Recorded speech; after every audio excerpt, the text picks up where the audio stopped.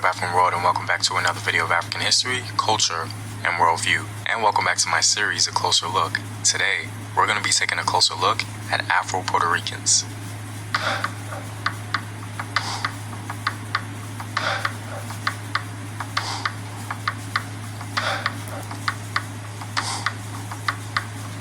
And as always, if you want to support the home team, you can do so on patreon.com. I have some new rewards for you guys, so be sure to check that out.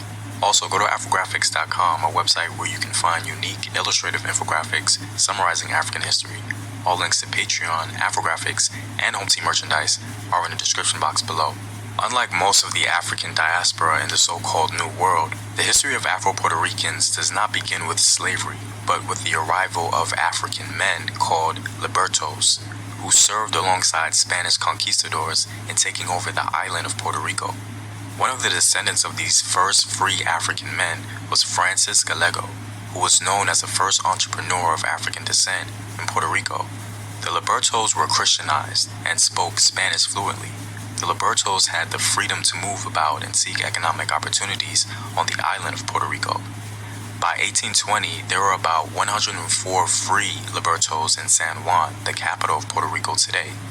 Though they outnumbered the Spaniards, opportunities for them to gain equal rights were limited. During this time, they primarily lived in restricted areas and were not able to choose freely their occupations or have access to social institutions. Even though they were able to use their legal position to acquire some wealth, they still experienced racial discrimination. The primary reason African slaves were brought into Puerto Rico was because the original Taino population was being decimated as a labor force. Friar Bartolome de las Casas, who had accompanied Ponce de Leon to the new island of Puerto Rico, was outraged at the Spanish treatment of the Taino Indians, and in 1512, he protested to the Spanish court. He fought for the freedom of the natives and was able to secure their rights, but the Spanish colonists, fearing the loss of their labor force, also protested before the courts. They complained that they needed manpower to work in the mines, build forts, and so on. Ironically, as an alternative, Las Casas suggested the importation and use of African slaves. Thus, in 1517, the Spanish crown permitted its subjects to import enslaved African people. These early enslaved Africans were brought originally to work on the gold mines, even though they also worked on sugarcane plantations.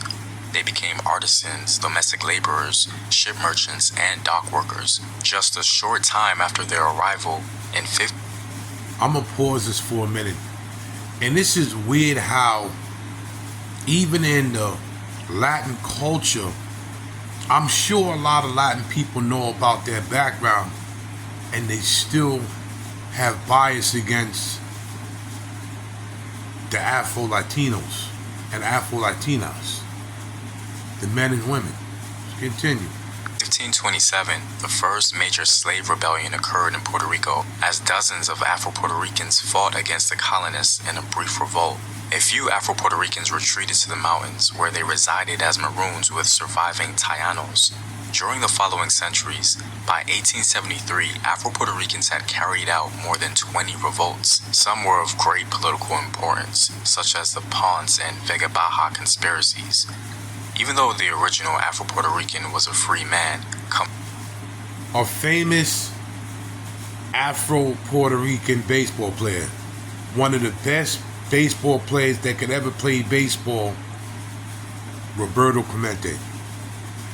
Him and Jackie Robinson was very good friends. And Roberto Clemente said one thing: Jackie Robinson is not my friend. Jackie Robinson is my brother. If it wasn't for Jackie Robinson, I would not be able to play baseball.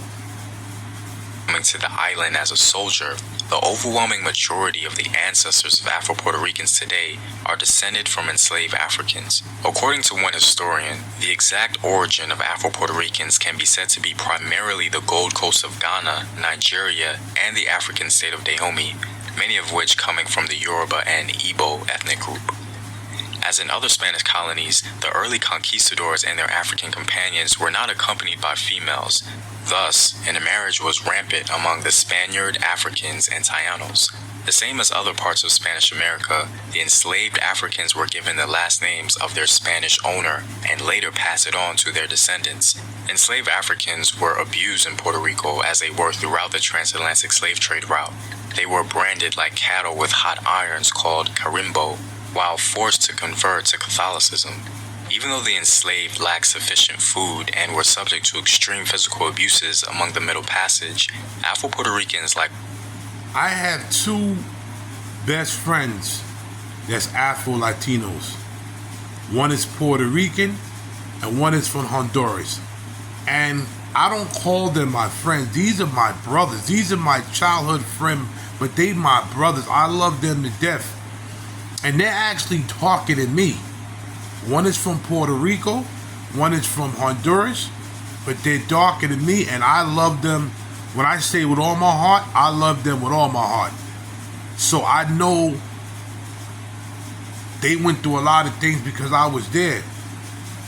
The one that was Puerto Rican actually was called, excuse my French, a nigger by light-skinned Puerto Rican people that I know. So this light-skinned, dark-skinned, even in the, the Afro-Latino diaspora, is at an all-time high too. You can't hide it. like all Afro-descendant people, are the products of survival. Puerto Rico experienced slavery for about 365 years. The number of enslaved people Black people was not the only ones enslaved. from 1776 to 1818 grew from about 6,500 to 31,000.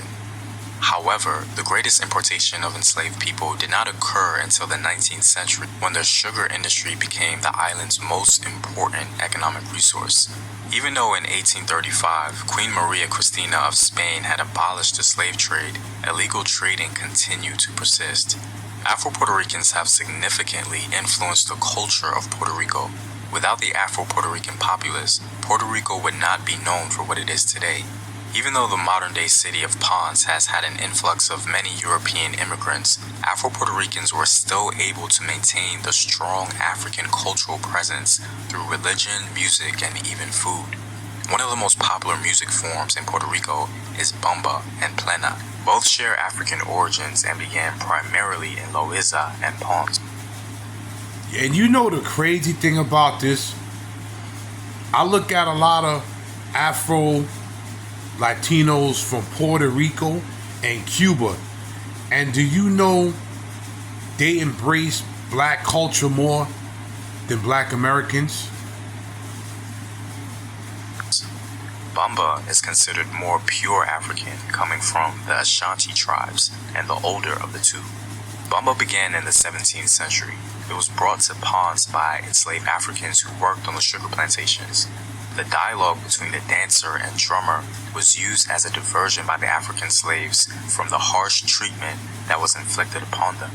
They would perform in song as well as dance during special religious holidays and social events. Not only did enslaved Africans use bamba for celebrations, but also as a tool to conspire towards their freedom from bondage. The drums would relay various messages.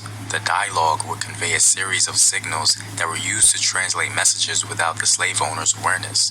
Plena's root can also be traced back to Africa, but it was transformed into a Puerto Rican art form by the fusion of English-speaking blacks who came to Puerto Rico from the British Caribbean islands seeking work in the late 19th century.